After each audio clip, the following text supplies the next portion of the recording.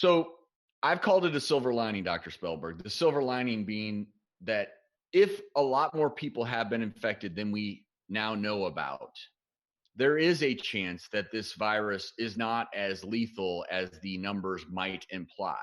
Because if you just look at the number of infections and number of deaths, you could look at those and say, oh my gosh, mortality rate could be close to 5%. Where do you see this going from here?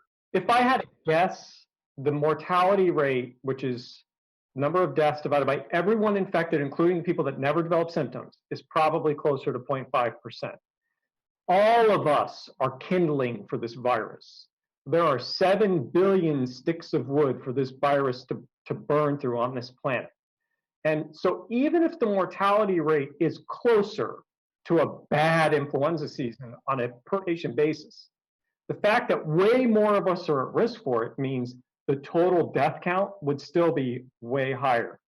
The other thing I would point out is that the mortality rate of the worst influenza pandemic in the history of the world, the 1918-1919 pandemic, was on the order of 2 to 3%. That was absent ICUs and ventilators and emergency room physicians. Now we have a mortality rate, even if it's as low as 0.5%, that's with ICUs. You talk about the 20 and 30-year-olds who come in our ICU. If they survive, it's because we have ICU care to give them. Mm-hmm.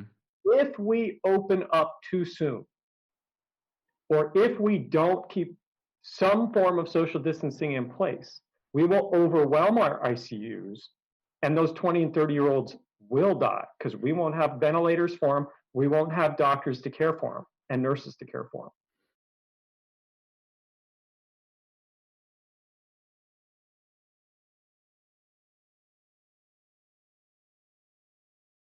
The doctors. 12 years in!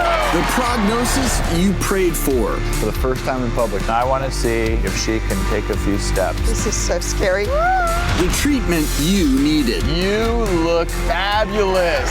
It's the daytime talk show that's been your cure for over a decade. That is literally taking the lives from their community. I can't believe that this is happening. With the issues affecting your health right now. It is not housing, it is not economic inequality, it is a health crisis. I lied to you, and I lied to you. I have a truth that I'm going to reveal. The Doctors, on call for season 12.